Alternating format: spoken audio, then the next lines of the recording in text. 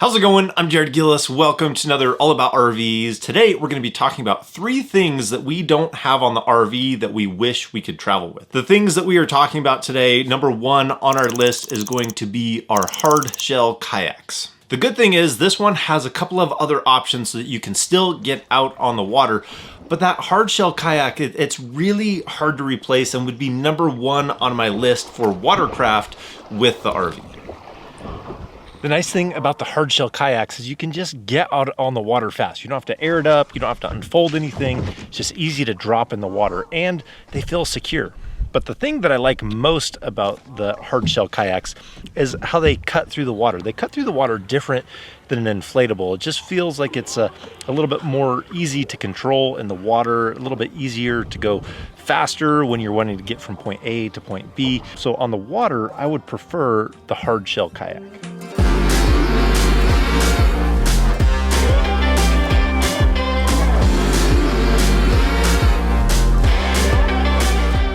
Now, we don't travel with the hard shell kayaks because our RV is not really set up for it on the storage. Some RVs have great storage for a kayak being able to fit in a storage area. Number 2, we don't really want to have it on the back of the RV. It's a considerable amount of weight, and for us, with a family of 4, we would have to have a healthy amount of kayaks, either a 2-person, a couple of singles, so that's a lot of weight back there, and it adds that distance on the back of the RV that we really wanted to keep our RV under that 35-foot mark for being able to get in different types of parks, and that extra addition on the back could come into play. So it really comes down to size, weight, and where do you store them. We could put it on our tow vehicle, but we don't want the kayaks on the truck all the time. And every time we move the RV, we don't have to take the kayaks on and off. We like solutions that are more of it's always there when you need it, but you don't have to move it all the time.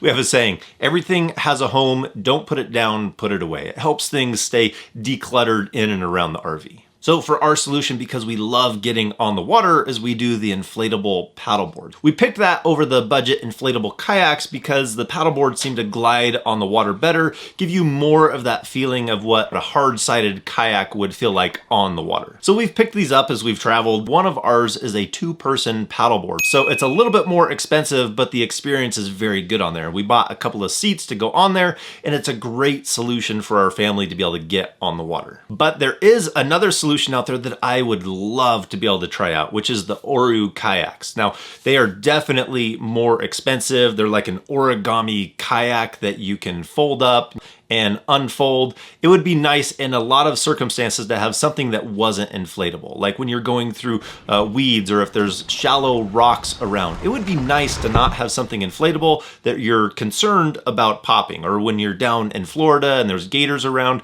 I would prefer not to be on the inflatable, even though we still do it, but it would be nice to have something that it didn't feel like it could pop while you're out there. Not that we've had that problem, but it is something that you keep in the back of your mind as you're paddling. So my 2 recommendations in this area, I'll put a link down in the description to both of them, are the paddleboards are a ton of fun. You can stand on them, you can sit on them, you can really use them any way that you would like. And number 2, the Oru Kayak, if you would like something non-inflatable, feels a little bit more like a hard shell kayak, but is still very packable away inside the RV, out of sight, out of mind, is a great solution. Now, moving on to the second one for me are the bikes. I would love to be able to have decent bikes on the RV that we can use anytime. And the great thing is there are a lot of good solutions for bike racks for RVing when you get out there. I prefer the bike rack like on a travel trailer where you can put it over the tongue jack, the A-frame of the travel trailer. It just kind of tucks away and it's really not going to be in your way at any point, and it doesn't add length to the back of your RV.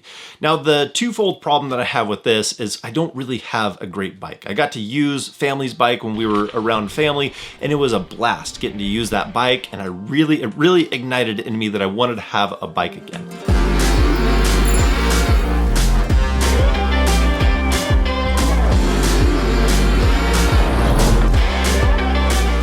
On the last RV, we had 2 standard bikes and 2 electric bikes, but it was a toy hauler, so those electric bikes could live on the inside of the RV, not be outside, susceptible to theft or rain or weather and all that. But then we're back to, on our 5th wheel, is having that hitch on the back, adding length to it. Now that brings us to the last one that I need your help deciding on which one to leave behind and which one to take, because we have the Blackstone, which we have used for years and have loved it, but now we have the Pit Boss, which is an outside grill that is fed by pellets, so you can smoke your meat, you can grill, you can do a lot of things, and the food coming off that tastes fantastic. And it's a lot of fun to use. So we have these thermometers that we use when we're checking the meat, so that way we're not overcooking our meat. There's just a lot of great things with using the Pit Boss in ways that we can cook and flavors we can bring out that we couldn't quite do with the Blackstone. The Pit Boss is bigger and heavier. It's not ridiculous, but there is a decent amount of weight to it, and you have to travel with pellets also if you want to be able to cook that way.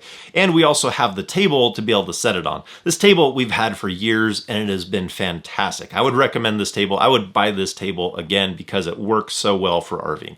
Packs away nice and tight, and then works well for even using the Pit Boss on it while we travel. I'll put a link down in the description to both of these also because they are fantastic. The Pit Boss is great because you can just dial in your temperature. It's going to fire up. It's going to hold at that temperature, auto feed the pellets into there so you can cook, get that smoked flavor into the meat. We've done everything from brisket to hamburgers and steak and ribs, tri-tip, all different kinds of things, and it all came out really good, and I'm not that good at barbecuing. But it also cools down pretty quick too. So once you turn it off, the whole thing cools down. So once we're usually done with dinner, I can go and clean this unit up and put it away. It's already cooled itself down. Just checking the price right now, it's at $260 today on Amazon when this video was coming out. So here's what it boils down to is almost everything tastes better on the Pit Boss, except for bacon. Bacon is really easy to make on the Blackstone, and the Blackstone is just really easy to slide out, use it, clean it up, slide it back in. The ease of use is what makes us use that so much. So the question is, should I take the Pit Boss or the Blackstone if I can only take one? Leave a comment down below which one I should take and which one I should leave behind. I seriously change my mind like 3 times a day on which one I would prefer. So those are the 3 things that we wish we could travel with that we don't: the kayaks, the bikes, and one of these grills is gonna get left behind for this year. So I'd love to hear from you guys. What's something you wish you could travel with, but either size, weight, space, something might be constraining you from being able to bring it, even though there's good solutions out there. Just what is that thing you wish that you could travel with in your RV that would enhance RVing for you in general? So I think that's gonna do it for today. Hope you guys like this video. If you guys did, give it a thumbs up. If you want to see more videos about RVing, hit that subscribe button. And if we don't see you on the road, hopefully we will see you next video.